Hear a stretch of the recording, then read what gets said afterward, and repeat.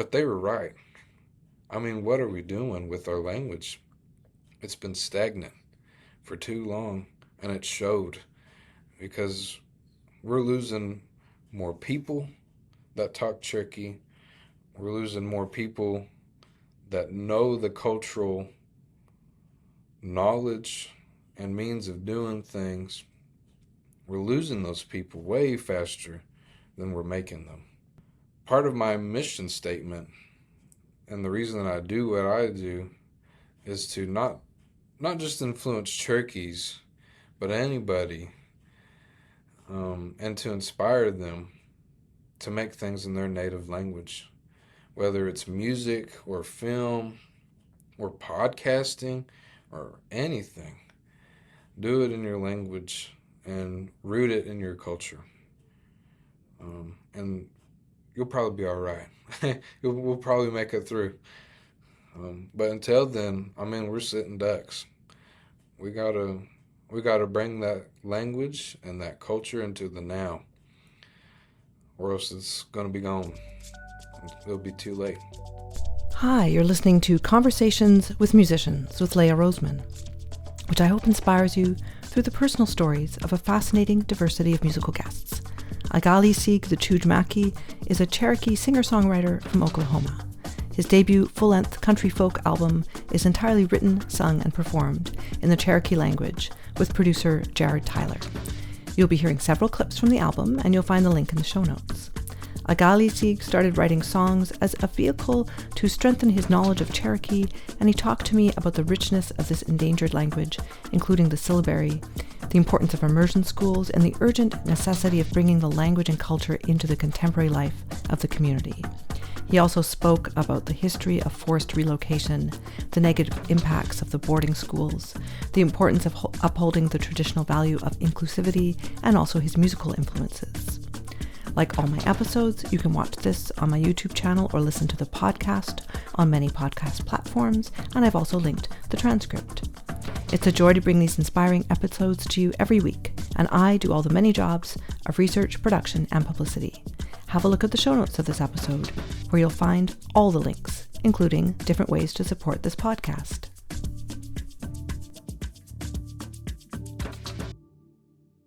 Okay, so thanks for joining me today. Yeah, thank you for having me. So I want to make sure, I can call you Chuj, right? Yeah, absolutely. But your first name, the way you say it? Well, my first name's Agalisiga. Okay, I just want to, because it looks like Agalisiga when it's written. Yeah. Okay. Yeah, that's the full way of saying Agalisiga, but everyone just says Agalisiga. Okay. So your first album, in English, it started in the woods. How do you say it in Cherokee? It's called Daganigisi Ꭰ噚. Yeah, and that's a rough translation for it. It started in the woods. Yeah, it's so hard between languages, right? You can't always make a direct translation. Yeah, it's pretty difficult, especially in Cherokee. There's a lot of English ideas that are really hard to, I guess, try to put in the language. And so it can be pretty difficult to translate even more simpler things like love, and that's one thing that we don't have the same idea for in Cherokee. Can you expand on that? Yeah, absolutely. So for Cherokees, we actually don't have a word for love. The closest thing that we say, especially to the folks that we're close to, is Gatlohiha, which means I'm stingy with your well-being. So it's what we use for love, or that I love you, but it's not exactly the same. But it's something that we use as a filler. I'm stingy with your well-being. I'm trying to understand, wrap my head around that.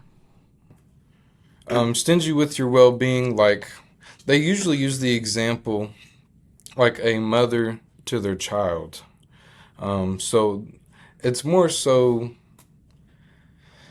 I guess, taking on like that approach. It's like taking that person's well-being into account, even if they might not be. doing things, I guess, on their behalf, whether they enjoy it or not. Really, it's more so taking care of them. Mm-hmm. And I know you got to know Cherokee a lot better actually through writing the songs on this album. Yeah, yeah. A lot of these songs I started writing um, during my time in CLMAP, the Cherokee Language Master Apprentice Program. So I was doing a lot of learning throughout the day. It was my job. But in order to, I guess, kind of keep track of those new words or new ideas that I was wanting to really get a hold of, I would put them in song. And they helped me, I guess, kind of add these into my vocabulary and understand these. I guess for me, even though I grew up in this place and being a part of the culture, they were somewhat foreign to me still yet. And so I wanted to really get a grasp on those. And I wanted to put them in a way that I could come back to and I guess just keep practicing and maybe even do them in my sleep at some point. Yeah. So you work with kids. Are you finding creative ways for them to express themselves to get to know the language as well? I'm actually doing something else nowadays, but at that time, I would specifically show them how to play like a lot of their favorite songs. We didn't get too far into it, but I really wanted them to understand music and the power of not just music, art in general, and how that can further their own language and further their own need to gain knowledge about themselves and the culture. So a lot of them, even besides being through the classes that I teach, they already had interest in art and I guess showcasing who they are and what they know in their own way. Mm-hmm. Do you have any kind of memories from that? Like, was there performances the kids did or things that were unexpected without mentioning names? Just. Yeah, yeah. Well, I mean, the first thing that comes to my mind is in Oklahoma here we have a language fair is what we call it. A bunch of the schools come from all over in Oklahoma, and they come to Oklahoma City, and they kind of do like this exhibition or showcase. Um, a lot of our lessons kind of revolve around that later in the school year because we want to make sure that we showcase the dances and the songs that are, culturally significant to us. And so a lot of the kids, it was really cool to see, at least for me, because I went to this school, and a lot of times when these things came up, these language fairs, we were not excited for them. Um, but having these cultural aspects to them and showcasing the things that they do now, um, they they were really drawn to it. They were really excited to participate, um, and so that was a beautiful change. I'm happy I got to be a part of that. So, what's different for the younger generation in terms of the content? I think more targeted cultural knowledge, things that we wanted to pass down to them, not just random things or things that happened out of happenstance, really. We wanted these kids to learn specific things, specific songs, dances, things that they could show. And then also, beyond that, the real reason we taught them is so that they could just know them, do them at home. And that's who they would become a part of them. And so we really wanted that to be the goal, is to not just have it as exhibition or to show off, but that's what these people do. That's what these children do, and that's what they'll continue to do. So it was, I think, the targeted cultural aspects that we wanted to show these kids, they really gravitated to that, and they loved it. So, I think I checked with you before. What I was hoping to do was edit in some either clips or full tracks from your album so people can Yeah. hear, and then link it so people can go over to your Bandcamp. Yeah, no, that would be awesome. A short clip is great. Okay. Yeah, because I mean, if they go to the band camp, they can listen as much as they want. Could you talk about the first track on your album, When I Was a Boy? Yeah, absolutely. So that song is the first personal song I wrote, and it was the second song I think I ever wrote. But that song, as the title implies, talks about when I was a boy. And I wanted to write this song because there's a lot of people that grew up the way that I did, and you kind of just have to be there and to experience that, and to know the beauty of that. It's of course, very nature heavy. You got to be in your environment, and for a lot of Cherokees, that's outdoors. And so I talk a lot about the connection that we have to water and to the natural cycles, fall, winter, summer, and all that stuff, and how they change. I also talk about, I guess, the connection that we have with each other through our ceremonies and, I guess, through youth, children playing all over the place and including everybody, making sure that even Cherokees, even though someone might not be Cherokee, they're still allowed and included to be a part of what we do. That's a teaching of ours. And it's something that's kind of fading within our culture, is that we're supposed to include everybody, no matter who they are. And I think that's something that's kind of fading, and it's something I really try to fight hard for. And that's why I put in the song, because it matters. And that's it's kind of a basic building block to how Cherokee is supposed to be in my eyes. And that's to take care of people and to love each other and include them. So that's kind of what the song talks about. I guess the relationship with the land and the atmosphere and the seasons and people, most of all. And growing up being a Cherokee.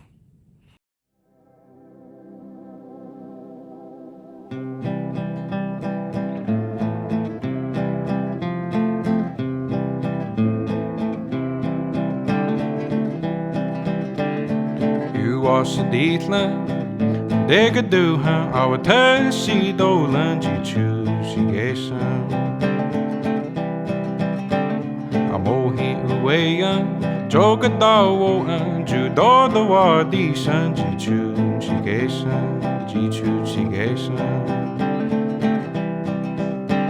Saloli Unadala Gatiohi Ojisi Danela Sioj. Yeah. So you said you have a different job now. Yes, yeah. What's your job now? So now, I still work in the language. I still work in the language department. But now I'm part of a team developing an app for the parents of the immersion kids.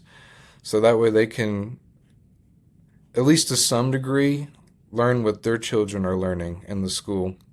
More so geared for language. We definitely want to tie in culture and traditional child care practices. But nowadays, that's what I've been really focusing on, is being a part of this team and creating this app for the parents. So is your role more cultural knowledge or some of the technical stuff? It's more of the cultural and language knowledge. I don't know how to make anything in like software-wise. So a lot of what I do is finding specific, I guess, language subjects that the parents should know revolving around their child. That's what we're focusing on currently. It's going to grow and expand into so many different ways, more than we even know right now. But as of right now, we're really targeting the parents of young babies from 6 months to 3 years old. So they're going to be learning things like, I'm going to warm your bottle up. I'm going to change your diaper. Let's take a bath. Simple things like that. And then tying in the cultural knowledge would be things like doing ceremonial songs in the morning whenever you wake up, or whenever you go to bed, or certain ways you conduct yourself while you eat. So that's definitely stuff that we're trying to incorporate, is those little things that are almost lost within our culture. What are the traditions around eating that you were mentioning? Well, we have quite a few. One of them that stands out in my brain is don't sing at the table. If someone's cooked you a meal, once that food has been prepared and is set on the table, it's considered rude to sing at the table, but there's more to it than that. It really ties into this idea of the spirituality behind food and associated with food. The person that cooks the meal naturally puts themselves into that and puts their own medicine and that kind of deal into the food that they produce.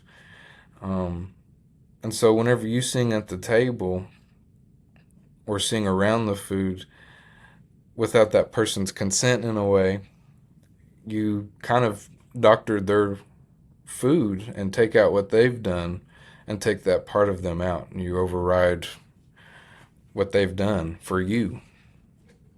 And so it's kind of rude. In a simple way of saying it, it's rude. Hey? That's the big one. Mm-hmm. So in terms of the audience of my podcast, at this point, about half of the listeners live in the US and half live really worldwide, like a lot in Australia, a lot in England, and really all over the place. So a lot of people won't even be familiar with the history of the Cherokee nations and the Trail of Tears and the resettlement and all of that. So would you be willing to talk a bit about that and then the danger of the culture being lost? Yeah. So in the 1800s, early 1800s, the Cherokees were forcefully relocated here to Oklahoma from North Carolina and Georgia, and different parts of the Northeast. We were considered a woodland tribe, and they were wanting a lot of the resources that our land was and our homes were set upon. Specifically, they wanted silver and gold, and so they moved us out, like many other tribes. Whenever we got here, of course, it was tough. A lot of Cherokees passed away. They didn't make the trip. Elders and children, specifically, and that's usually pretty hard to talk about. So the forced relocation took a major toll on Cherokees for a very long time. It wasn't just something you spring back from. We had to get used to the land. We had to get used to the different climate. We had to rekindle our relationships, not just with your family or your friends, because those are the people you clung on to, of course. But you had to find yourself again, and it was really hard. So because of that, and still mingling with settlers, and still trading, and still being a part of the new world, quote unquote, we, over time, started adopting, I guess, more modern customs. And we started, a lot of us became Christian. A lot of us started learning how to read in Cherokee and then into English. And so it's something that,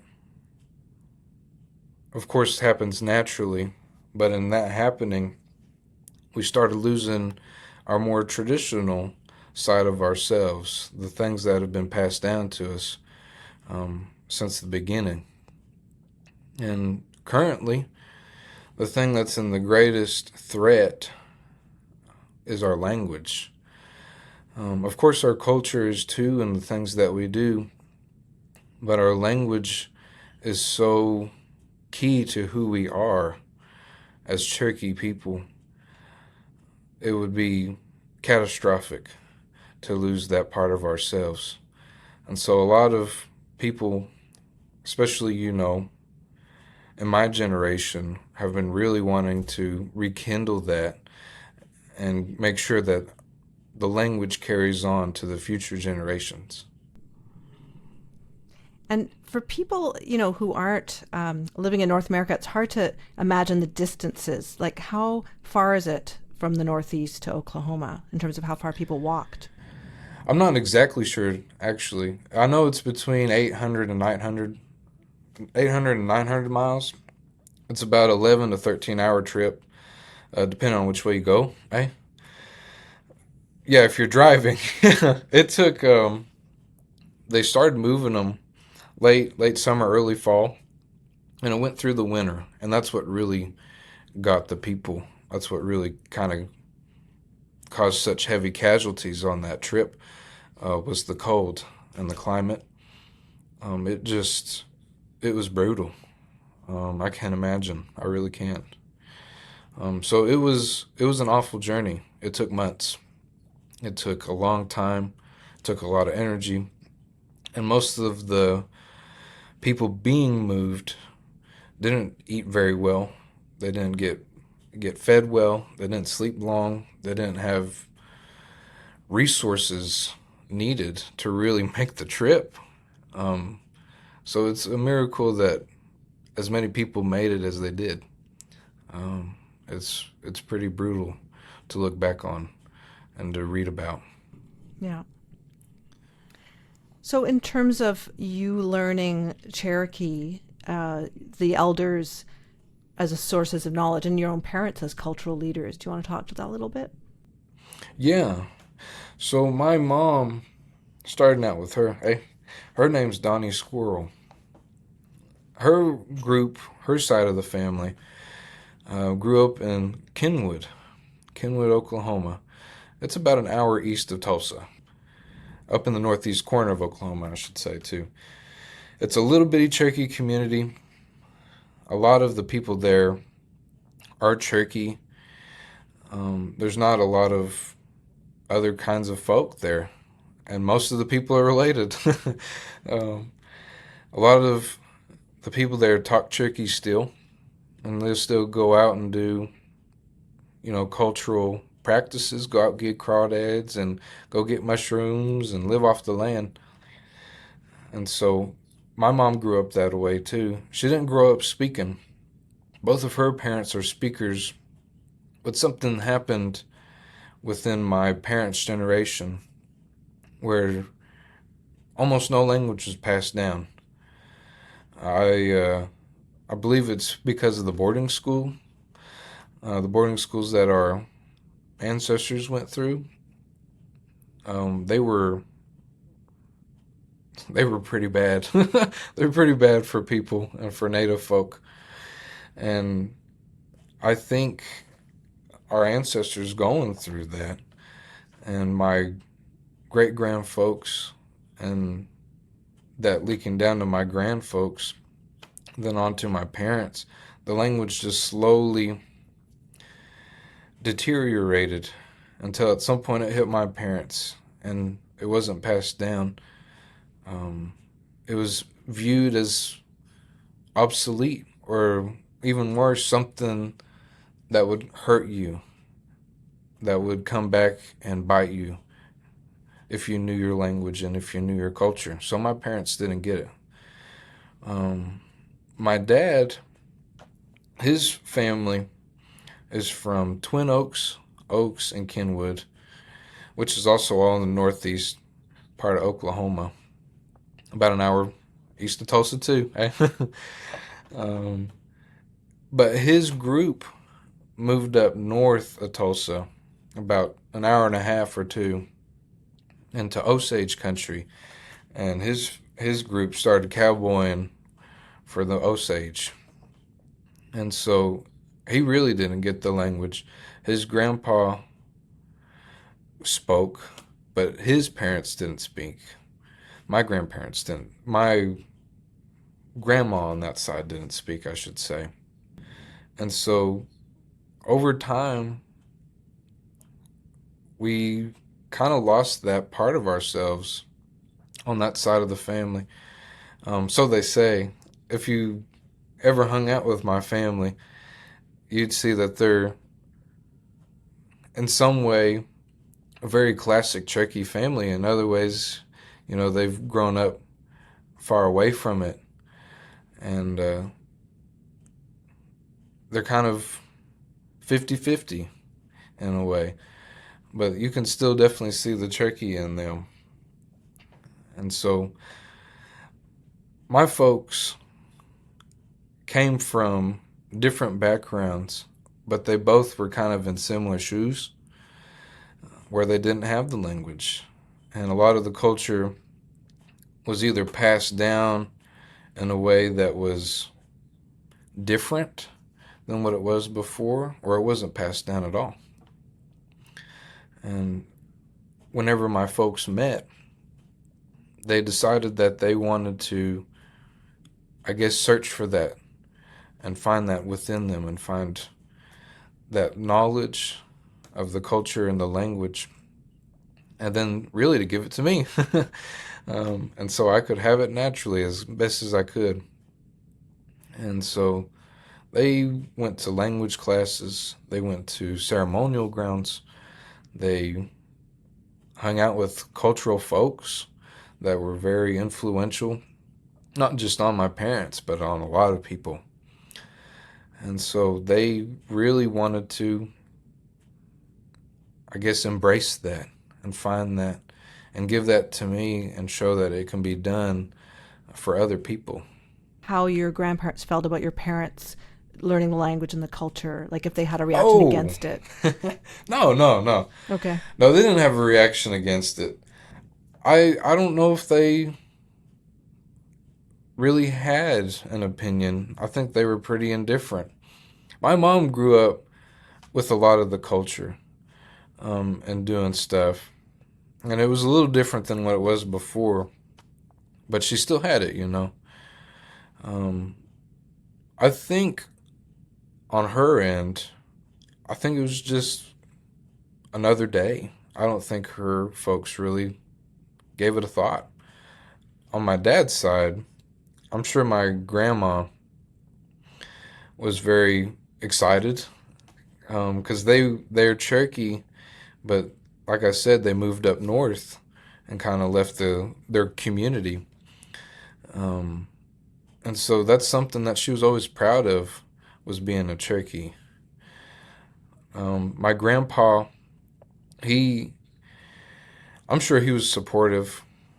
He's not Cherokee, but he grew up with a lot of Cherokees. And of course, he married my grandmother. And so he's very open to what we do, what Cherokees do and how they talk and how they go about life. He participates, actually, even.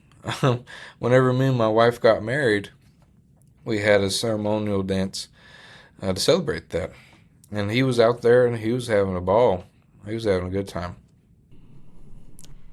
So when you submitted for the Tiny Desk competition, and you didn't win, but you were a standout submission and you got some attention, which is actually how I found out about you. Oh, cool. Yeah. So what was that like? It was really cool. I've never done anything like that. I don't usually put myself out there. Before I started doing all this music stuff, I usually kept to myself, if I could. So I guess kind of throwing myself out in this, giant competition. And I think there were like 7,000 people or something like that, 5,000 or 7,000. And I didn't know what I was getting myself into. I really didn't. But the process, once I finally, got in there, it was life-changing for me. It was a very positive experience. And I want to do it again. I was going to do it this year, but I had a baby. And I'm a family guy. I really like to hang out with my family, and I'm a homebody. So I didn't want to put time into that. I would rather spend time with my family. And so, funny enough, my wife is actually the person that keeps my head on straight and keeps me pushing and going in the direction that I need to. She's the one that really got me talked into doing this and got me applied, and it was without her I wouldn't have done it. I really don't think I would have. I don't even know if I would have known about it. I grew up listening to NPR, but I didn't know anything about Tiny Desk. I guess I just spent too much time off my phone. But it was awesome, and the gist of it all, it was really awesome, and I want to do it again. I think this next year I will.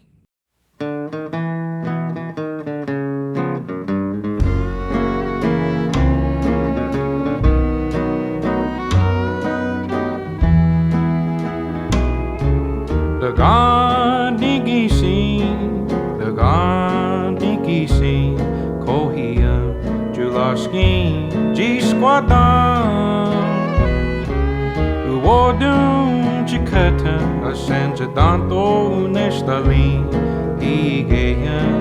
Daganigisi jidegin tlosain Tsigesv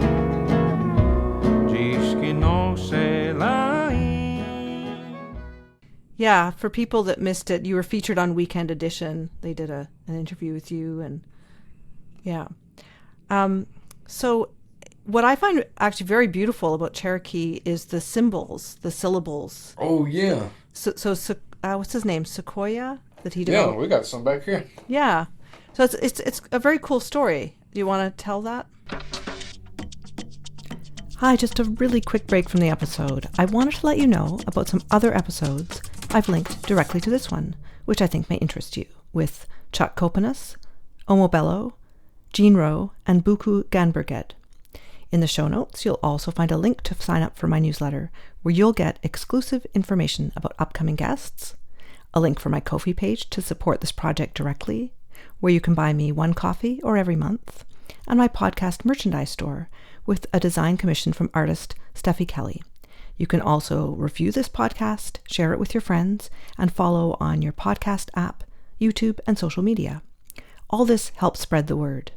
Thanks. Now, back to my conversation with Agalisiga. Yeah. What I know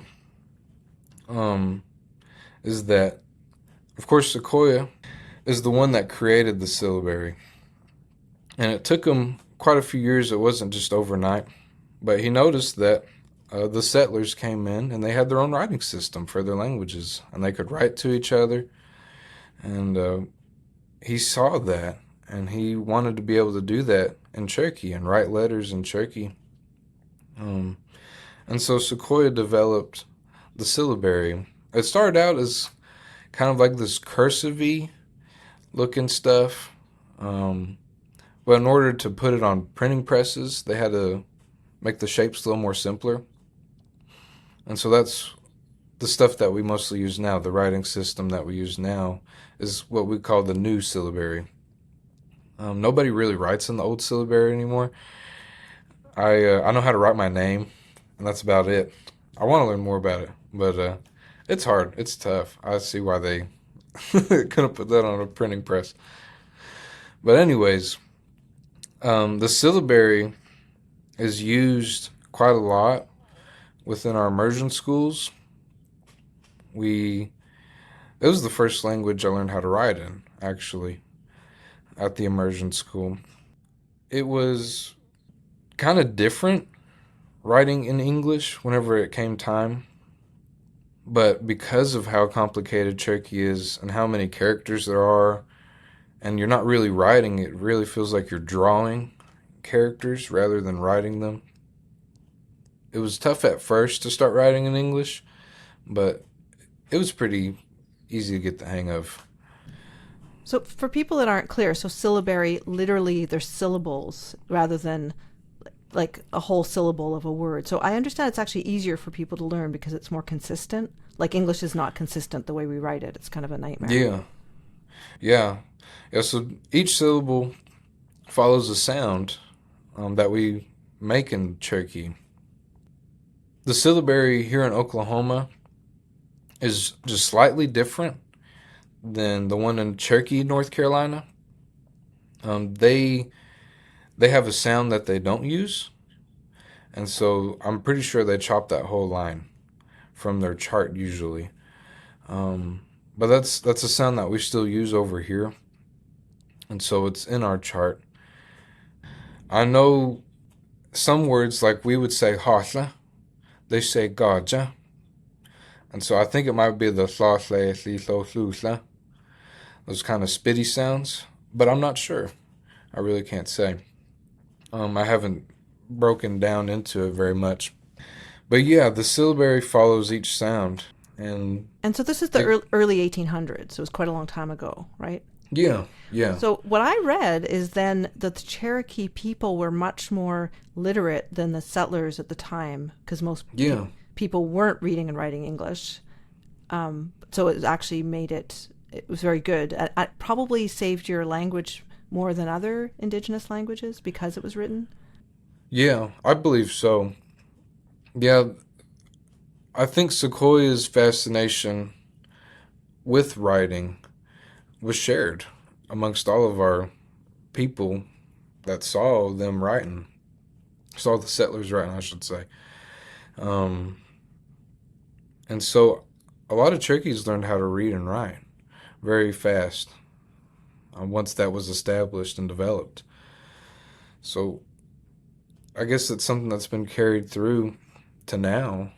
Even so, a lot of people don't know how to talk Cherokee, but they can read and write it. You know, what words that they do know, or they could read a story and not understand anything that they read, but they can read it. So I think it's something that we still are fascinated by. So I'm interested to hear some of the different sounds in Cherokee from English. Yeah. Well, one of them, like I stated, was the hla to hla sound. In phonetics, it's a TL, and then you just add whatever vowel you got at the end. Like TLA is tla. And tla actually means no. So if someone's trying to, hit on you and you don't like them, you say, tla. No. Just throw your hand up, tla. But that's one sound. There's a lot of words like hosla, jawohlana, jawantesla. There's a bunch of words that have hla or hli. Gisli means dog. There's a lot of words that have that sound. I know it's pretty distinct. Another sound that we have is a ja or a ja. It's spelled T-S-A. A lot of folks nowadays say it like a J-A, or like they'll say jaw, like a jawbone. I think traditionally it was more of a ja. It's more on the tip of your tongue, and that's why it's a T-S rather than a jaw. That's used quite a bit. Jogowaylana. Jolan, Joel, the G litad. There's a lot of words that have that G. It's a common sound. Those are the two that are very different. I'm sure I could think of more, but those are the two that really stick out in my brain. So do you have some favorite Cherokee expressions? I'm not sure. I don't think I do per se. I just like throwing anything out there. I mean, we like to joke. So usually a lot of it is kind of like tagging on to what someone has already said. One of them, it's janta, which is like, you know it. But usually it's like there's a lot of context that's used for in jokes. I'm trying to think of a clean one. I guess the situation would be like someone says something like, "Oh man, that's so gross. I don't see how anybody could do anything like that." And they're like, "Oh, just so jaunted then." It's like, "Oh, only you would know that." And so it's kind of like taking digs at people. And there's a bunch of them that are like that. Another common one is, it's just something that people say. I don't even really know how to translate it, but Dvkiyohiselvi, Dvka. And that's kind of like I'll be dang, or are you serious? It's kind of just like just saying something and disbelief almost. And maybe in disbelief in someone's actions or something that they've said or a situation. People will say Dvkiyohiselvi, which is kind of like saying, like, I can't believe you, or like, really, dude, or that kind of thing. Like Dvkiyohiselvi. So those are some common ones that people just usually throw in.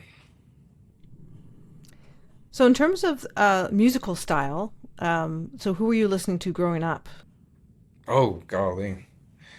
I listened to a little bit of everything growing up. I think the ones that influenced me the most in my music that I make would be folks like Bob Wills and the Outlaw Crew, like Waylon Jennings and Merle, and Willie, of course. I like to listen to a lot of older stuff. My grandpa, he's a two-stepper, so he likes to listen to dance tunes, those old boot scootings. And I like to listen to a lot of that older country western swing stuff with him and my dad. My dad, he listened to all that same kind of stuff. He had his own kind of music he liked. He liked a lot of metal and alternative and rock. But my mom, going back to country, she's the one that did a lot of the Waylon and the Merle and the Willie. And those are the kind of folks that I grew up listening to. In my own time, though, I found a lot of artists that I really, I guess, I can't say relate to, but just really enjoyed their style. One of them was Jimmie Rodgers. I found him in high school, and he's the grandpappy of country music. And so I got really sick into his music, and he wrote things like, of course, all the Blue Yodels. He wrote In the Jailhouse Now. He wrote a lot of those kind of songs that a lot of people cover. They cover nowadays. Sorry, my English is getting way worse nowadays. But Jimmie Rodgers was someone that inspired me quite a bit whenever it came time to start writing. In fact, the first song I wrote was heavily inspired off of a Jimmie Rodgers, style. I can't say one song. I really wanted to pay tribute to him and his position in country music. And so the first song I wrote was a Jimmie Rodgers inspired song, and that song is called Gatlohiha. It's pretty much a Jimmie Rodgers song in Cherokee. It means I'm crying.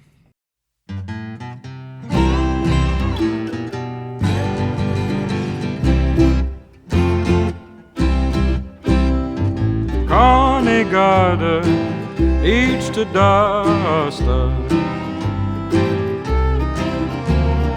Nageya, though you will do her. Dante, you hear, Galieliga. To Gistral di Tasco, Yagilo Nuesco. I'm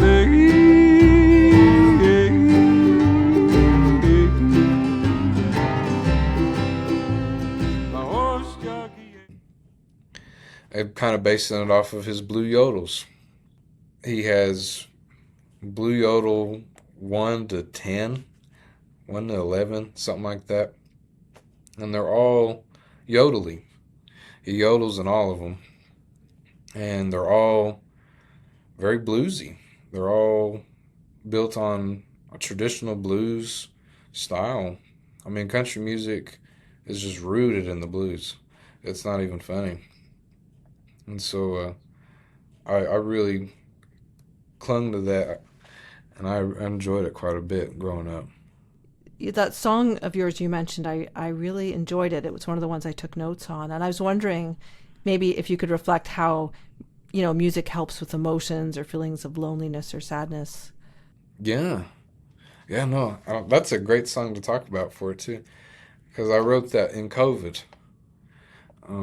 And so, I mean, all of us were isolated and hunkered down. I wrote that with my dad.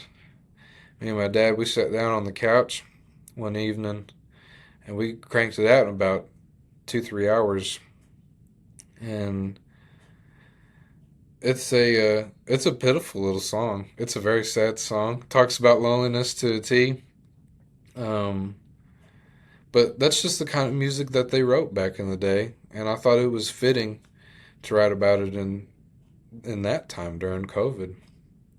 Time of isolation and a lot of sorrow, truthfully. It was a hard time for most folk.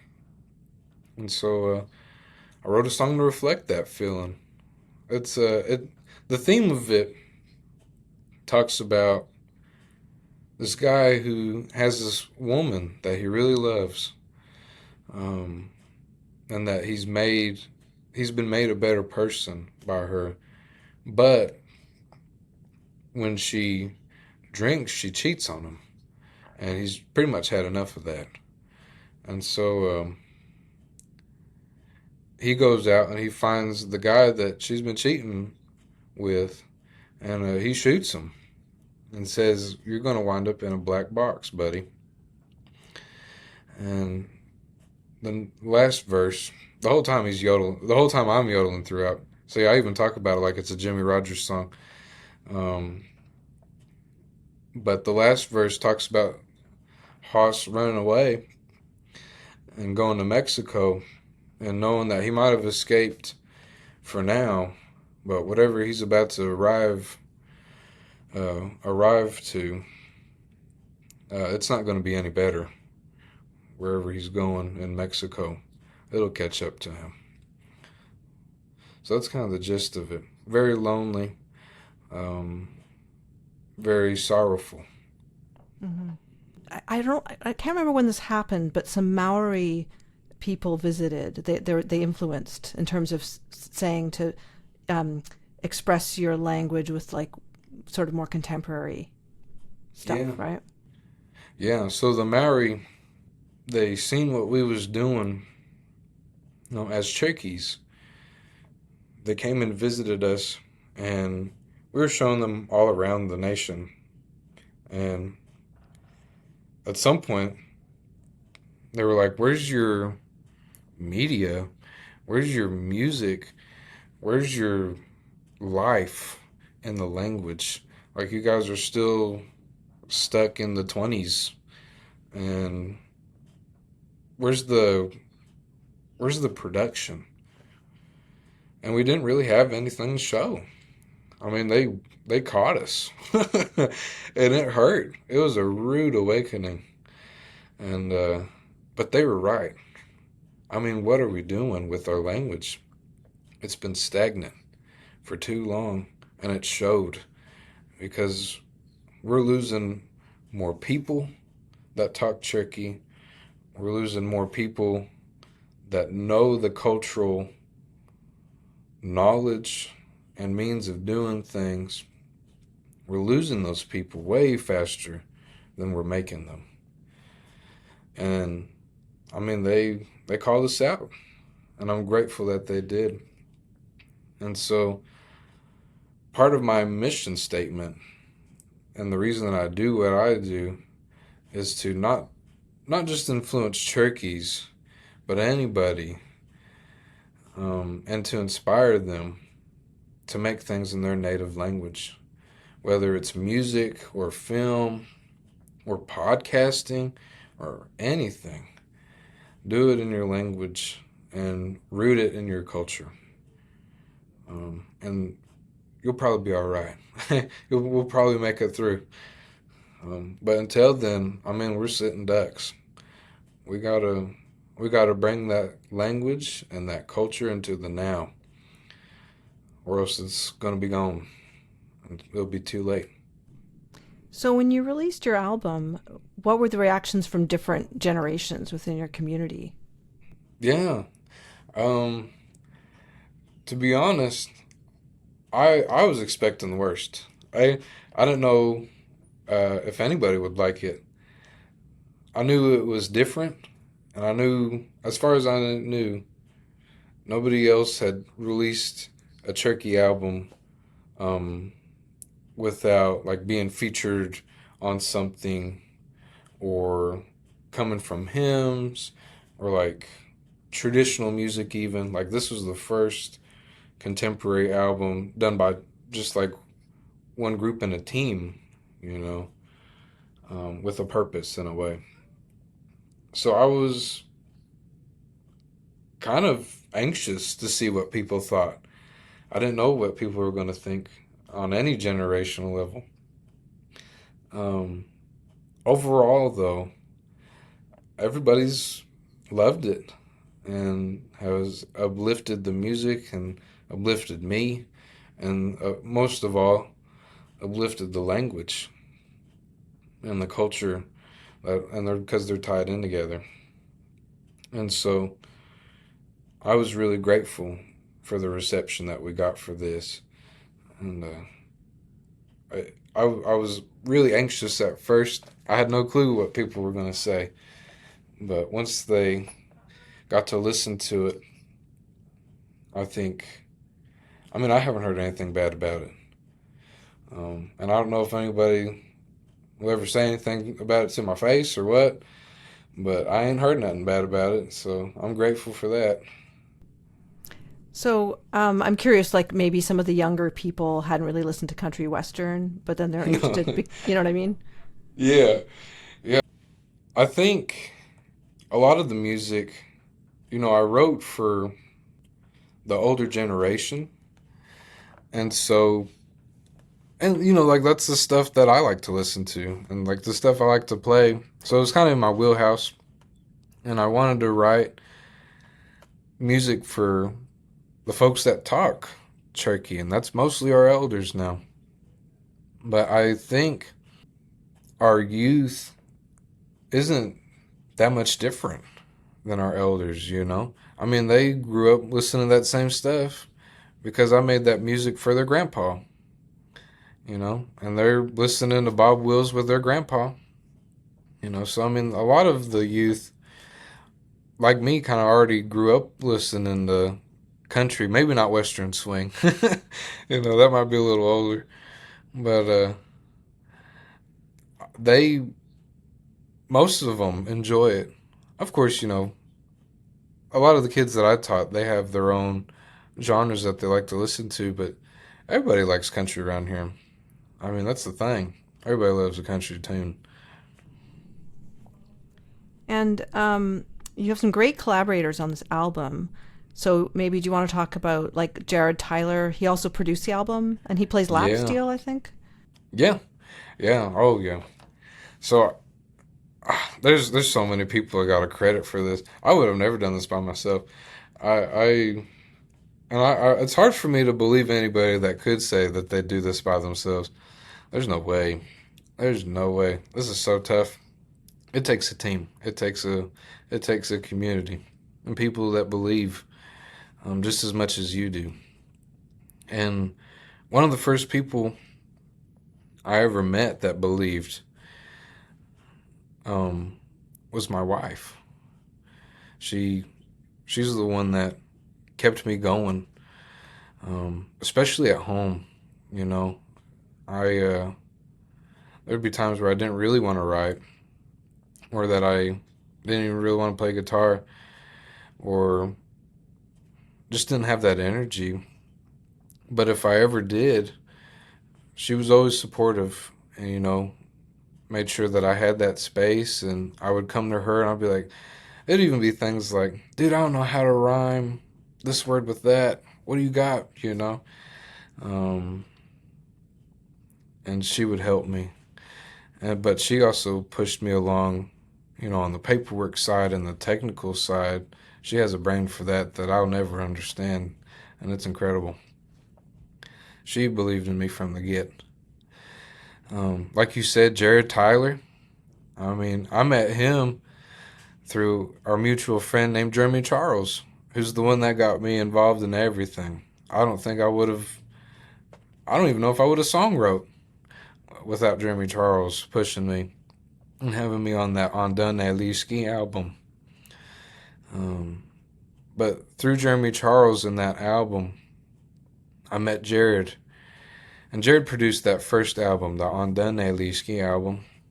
And he's the one that, cut my song for that. And so I wanted him to cut my record. And at that point, I played shows with him, and befriended him quite well. And he's my buddy. And so I wanted him to be the person that made this album what it was. For me, I wrote the songs and I put my voice to them. But Jared's the person that took those Lego pieces that I pumped out, and he built them into the beautiful work of art that it is. And so I'm privileged that he did that.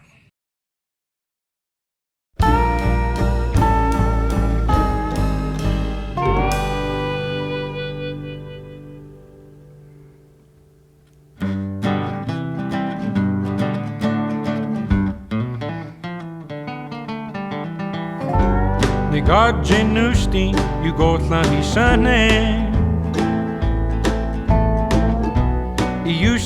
Gatlohiha Tsigesv Juni kata Daganigisi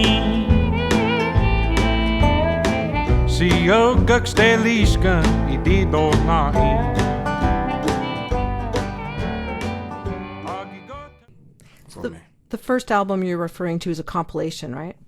Yeah. Yeah, so the first album, another cat I want to mention is Brian Horton. He did my album, but he also did this first album with Jeremy. They collabed on it. And it was a compilation album of all kinds of songs, all kinds of genres in the Cherokee language. I got picked to do the country one. And Jeremy Charles reached out to my dad, actually. They was working on a project together and asked if I would do the country song for this collaboration album. And I was hesitant at first, I really was. But I thought to myself, who else is going to do it? There's a reason why it hasn't been done yet, because nobody's going to do it. And I felt like I was filling shoes that were way too big for me. But, I guess someone had to do it. And I thought I'd give it a try at least. And I think it came out pretty good. I had a good time, and it got me going. And it stirred a fire in me that's still burning red hot. And I still songwrite in Cherokee, and it's still a passion of mine for sure. Now, your wife, her first language was Spanish, right? Yeah, that and English. So her folks, they talk Spanish, and my wife talks Spanish. The only reason I'm hesitant to say that is because I don't think she would. She speaks Spanish. She speaks Spanish really good. I don't know why she says, honestly. But yeah, she spoke Spanish and English growing up. She grew up speaking English more. I think that's probably why she would say that. She's more fluent in English, but she can still talk Spanish. And so, yeah, she grew up in a different way that I know of growing up, but also a very special, unique way. So is she learning Cherokee and are you learning Spanish? Yeah. She works in the language department, actually. She teaches babies in Cherokee, and she won't like me saying this either. I think she's about to lap me in Cherokee. I really do. She's doing right good, way better than I am. And so my Spanish is slow because I'm still learning Cherokee as she is. But you're immersed in it all day here, and so it's hard to escape Cherokee. But I downloaded Babbel. I try to use what Spanish I can with our kiddos, and it's really nice too because her folks are there. So I'm like, man, how do you say this? Or like I have people to practice with that actually can converse. It's different talking to them than my 3-year-old. He could converse pretty good actually, but it's different. I used Babbel for Spanish. I thought it was a good app for that. Yeah. I was really shocked because I can't imagine learning Cherokee through an app, which is funny because that's my job now, is developing that. And so I wanted to see how people learn language through apps and online. And so I downloaded Babbel, partially in Spanish, but also I wanted to see how it's even done. And I wanted to, I guess, find ways to do that for Cherokee. Because I have no clue. I'm like, I can't even imagine. But I got to imagine because I got to make it happen. And so I'm really excited for it. So one thing I was wondering about in terms of, let's say, powwows and ceremonial things is that being modernized? Like, is there a place for you to sing like your songs at that kind of celebration or not? Well, that's a good question. Ooh. I hate to say it. A lot of our ceremony and culture isn't being brought in to the now. It's only really in this building, in this school, where any of that's being passed down. In our actual communities, it's dying. It's really dying. And we're trying to find ways of having that cultural outreach and maintaining that and building it. But it's been tough. A lot of our ceremonial grounds and our ceremonies in general are not closed to the public by any means. Like, they're all supposed to be open. But, good luck finding them. And good luck finding people that are willing to tell you what it's about nowadays. Because, they're deep in the woods. And most people don't like to talk about it. Because for a long time it was illegal to even do ceremonial stuff as a Cherokee. And there's a lot of that fear still instilled within us. Even if, I never grew up with it being illegal, but there's people that remember that. They don't want to talk about what they do because I imagine in their head, they're probably like, what if it happens again? You know what I mean? I don't want them to come here and arrest my family for doing what they do. And so it's not something that's really talked about outside of here. And I think it's changing, but we gotta quicken the pace of it because it's deteriorating faster than it's being built, and that's scary. Well, thanks so much for sharing this with us. Is there anything you want to talk about that I didn't ask you about? No. I just always leave off with the mission statement. Usually I'll do it in Cherokee first. Dvkiyohiselvi, Tsigesv.